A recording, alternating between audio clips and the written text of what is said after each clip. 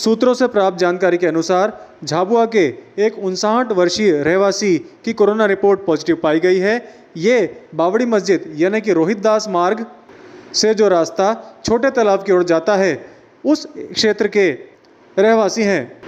ये पिछले काफ़ी दिनों से बीमार थे और झाबुआ के ही एक निजी अस्पताल में इनका उपचार चल रहा था।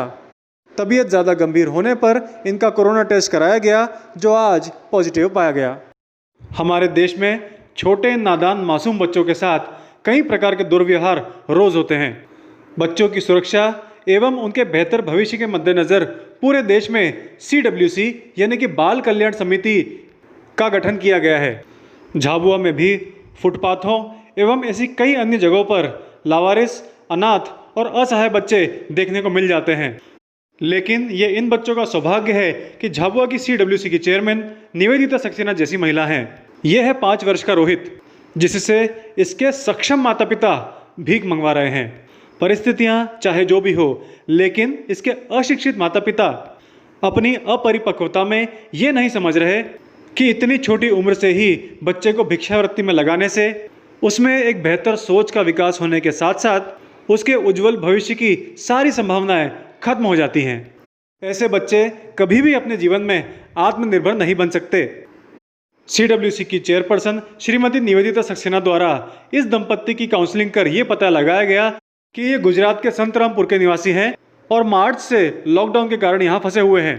किशोर न्याय अधिनियम के अंतर्गत इन पर केस फाइल करके इनकी झाबुआ से संतरामपुर तक जाने की व्यवस्था निवेदिता सक्सेना द्वारा की गई एवं भविष्य में बच्चे की सुरक्षा के मद्देनजर केस की फाइल संतरामपुर की बाल कल्याण समिति को ट्रांसफर कर दी गई, जिससे कि वहां पर जाने के बाद भी इस बच्चे को भिक्षावृत्ति में कभी भी न लगाया जाए।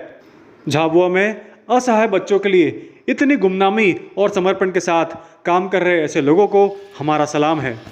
यदि आप झाबुआ के निवासी हैं तो कुछ समय के लिए पुरानी हाउसिंग बोर्ड कॉलोनी जाने का ख्याल छोड़ दें तो ही बेहतर होगा, क्योंकि पिछले साल प्रशासन द्वारा की गई लापरवाही का खामियाजा आपको अपनी जान देकर चुकाना पड़ सकता है। मामला यह है कि सड़क के साथ बहने वाले नाले की दीवार पिछले साल भी टूटकर गिरी थी। जब यहाँ के रहवासियों ने प्रशासन से निवेदन किया था कि इस दीवार को पूरा तोड़कर व्यवस्थित बनाया जाए, क्योंकि पूरी दीवार आधी कच्ची और आधी पक्की है, लेकिन प्रशासन ने रहवासियों की एक न सुनी और जो टूटा हुआ हिस्सा था उसे जैसे तैसे जोड़कर वहाँ से चले गए।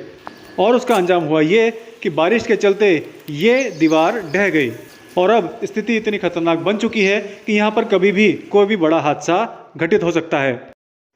वनवासी कल्याण आश्रम के राष्ट्रीय अध्यक्ष श्री जगदेव राम उर्राव के निधन पर झाबुआ के वनवासी कल्याण आश्रम में गहन शोक व्यक्त कर भावभीनी श्रद्धांजलि अर्पित की गई।